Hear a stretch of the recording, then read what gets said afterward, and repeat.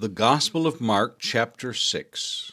Then he went out from there and came to his own country, and his disciples followed him. And when the Sabbath had come, he began to teach in the synagogue. And many hearing him were astonished, saying, Where did this man get these things? And what wisdom is this which is given to him, that such mighty works are performed by his hands? Is this not the carpenter, the son of Mary, the brother of James, Joses, Judas, and Simon? And are not his sisters here with us? So they were offended by him. But Jesus said to them, A prophet is not without honor except in his own country, among his own relatives, and in his own house. Now he could do no mighty work there, except that he laid his hands on a few sick people and healed them. And he marveled because of their unbelief. Then he went about the villages in a circuit, teaching. And he called the 12 to himself, and began to send them out 2 by 2, and gave them power over unclean spirits. And he commanded them to take nothing for their journey except a staff, no bag, no bread, no copper in their money belts, but to wear sandals, and not to put on 2 tunics. Also he said to them, In whatever place you enter a house, stay there till you depart from that place. And whoever will not receive you nor hear you, when you depart from there, shake off the dust under your feet as a testimony against them. Assuredly, I say to you, it will be more tolerable for Sodom and Gomorrah in the day of judgment than for that city. So they went out and preached that people should repent. And they cast out many demons, and anointed with oil many who were sick, and healed them. Now King Herod heard of him, for his name had become well known. And he said, John the Baptist is risen from the dead, and therefore these powers are at work in him. Others said, It is Elijah, and others, It is the prophet, or like one of the prophets. But when Herod heard, he said, This is John whom I beheaded. He has been raised from the dead. For Herod himself had sent and laid hold of John, and bound him in prison for the sake of Herodias, his brother Philip's wife, for he had married her. Because John had said to Herod, It is not lawful for you to have your brother's wife. Therefore Herodias held it against him, and wanted to kill him. But she could not, for Herod feared John, knowing that he was a just and holy man, and he protected him. And when he heard him, he did many things and heard him gladly. Then an opportune day came when Herod, on his birthday, gave a feast for his nobles, the high officers, and the chief men of Galilee. And when Herodias' daughter herself came in and danced, and pleased Herod and those who sat with him, the king said to the girl, Ask me whatever you want, and I will give it to you. He also swore to her, Whatever you ask me, I will give you, up to half my kingdom. So she went out and asked her mother, What shall I ask? And she said, The head of John the Baptist. Immediately she came in with haste to the king and asked, saying, I want you to give me at once the head of John the Baptist on a platter. And the king was exceedingly sorry. Yet, because of oaths and because of those who sat with him, he did not want to refuse her. Immediately the king sent an executioner and commanded his head to be brought. And he went and beheaded him in prison, brought his head on a platter, and gave it to the girl, and the girl gave it to her mother. When his disciples heard of it, they came and took away his corpse, and laid it in a tomb. Then the apostles gathered to Jesus, and told him all things, both what they had done and what they had taught. And he said to them, Come aside by yourselves to a deserted place, and rest a while.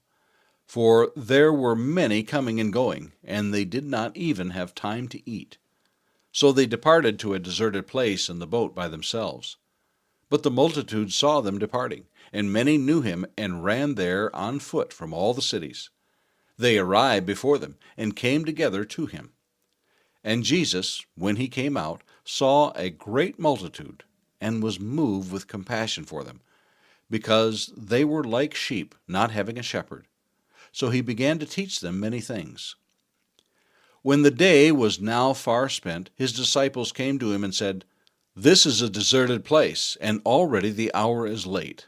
Send them away that they may go into the surrounding country and villages, and buy themselves bread, for they have nothing to eat." But he answered and said to them, "You give them something to eat."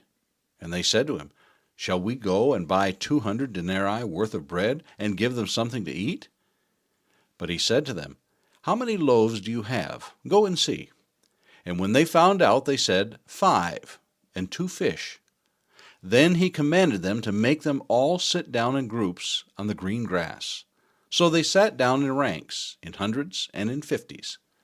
And when he had taken the 5 loaves and the 2 fish, he looked up to heaven, blessed and broke the loaves, and gave them to his disciples to set before them. And the 2 fish he divided among them all. So they all ate and were filled. And they took up 12 baskets full of fragments of the fish. Now those who had eaten the loaves were about 5,000 men. Immediately he made his disciples get into the boat and go before him to the other side, to Bethsaida, while he sent the multitude away. And when he had sent them away, he departed to the mountain to pray. Now when evening came, the boat was in the middle of the sea, and he was alone on the land. Then he saw them straining at rowing, for the wind was against them. Now about the 4th watch of the night he came to them, walking on the sea, and would have passed them by. And when they saw him walking on the sea, they supposed it was a ghost, and cried out, for they all saw him, and were troubled. But immediately he talked with them, and said to them, "Be of good cheer, it is I. Do not be afraid." Then he went up into the boat to them, and the wind ceased, and they were greatly amazed in themselves beyond measure, and marveled, for they had not understood about the loaves, because their heart was hardened. When they had crossed over, they came to the land of Gennesaret, and anchored there. And when they came out of the boat, immediately the people recognized him, ran through that whole surrounding region, and began to carry about on beds those who were sick to wherever they heard he was. Wherever he entered, into villages, cities, or the country, they laid the sick in the marketplaces, and begged him that they might just touch the hem of his garment. And as many as touched him were made well. The Gospel of Mark, chapter 7. Then the Pharisees and some of the scribes came together to him, having come from Jerusalem. Now when they saw some of his disciples eat bread with defiled, that is, with unwashed hands, they found fault. For the Pharisees and all the Jews do not eat unless they wash their hands in a special way, holding the tradition of the elders. When they come from the marketplace, they do not eat unless they wash. And there are many other things which they have received and hold, like the washing of cups, pitchers, copper vessels, and couches. Then the Pharisees and scribes asked him, "Why do your disciples not walk according to the tradition of the elders, but eat bread with unwashed hands?" He answered and said to them, "Well did Isaiah prophesy of you hypocrites, as it is written, 'This people honors me with their lips, but their heart is far from me. And in vain they worship me, teaching as doctrines the commandments of men.' For laying aside the commandment of God, you hold the tradition of men, the washing of pitchers and cups, and many other such things you do." He said to them, "All too well you reject the commandment of God, that you may keep your tradition. For Moses said, 'Honor your father and your mother,' and he who curses father or mother, let him be put to death. But you say, if a man says to his father or mother, 'Whatever profit you might have received from me is Corban,' that is, a gift to God, then you no longer let him do anything for his father or his mother, making the word of God of no effect through your tradition, which you have handed down, and many such things you do."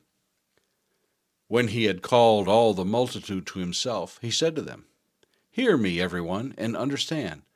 There is nothing that enters a man from outside which can defile him. But the things which come out of him, those are the things that defile a man. If anyone has ears to hear, let him hear." When he had entered a house away from the crowd, his disciples asked him concerning the parable. So he said to them, "Are you thus without understanding also? Do you not perceive that whatever enters a man from outside cannot defile him? Because it does not enter his heart, but his stomach, and is eliminated, thus purifying all foods." And he said, "What comes out of a man, that defiles a man. For from within, out of the heart of men, proceed evil thoughts, adulteries, fornications, murders, thefts, covetousness, wickedness, deceit, lewdness, an evil eye, blasphemy, pride, foolishness. All these evil things come from within and defile a man." From there he arose and went to the region of Tyre and Sidon, and he entered a house and wanted no one to know it, but he could not be hidden. For a woman whose young daughter had an unclean spirit heard about him, and she came and fell at his feet. The woman was a Greek, a Syrophoenician by birth, and she kept asking him to cast the demon out of her daughter. But Jesus said to her, "Let the children be filled first, for it is not good to take the children's bread and throw it to the little dogs." And she answered and said to him, "Yes, Lord, yet even the little dogs under the table eat from the children's crumbs." Then he said to her, "For this saying, go your way, the demon has gone out of your daughter." And when she had come to her house, she found the demon gone and her daughter lying on the bed. Again, departing from the region of Tyre and Sidon, he came through the midst of the region of Decapolis to the Sea of Galilee. Then they brought to him one who was deaf and had an impediment in his speech, and they begged him to put his hand on him. And he took him aside from the multitude, and put his fingers in his ears, and he spat and touched his tongue. Then, looking up to heaven, he sighed and said to him, "Ephphatha," that is, "be opened."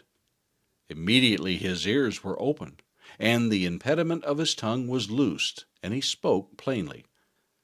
Then he commanded them that they should tell no one. But the more he commanded them, the more widely they proclaimed it. And they were astonished beyond measure, saying, "He has done all things well. He makes both the deaf to hear and the mute to speak."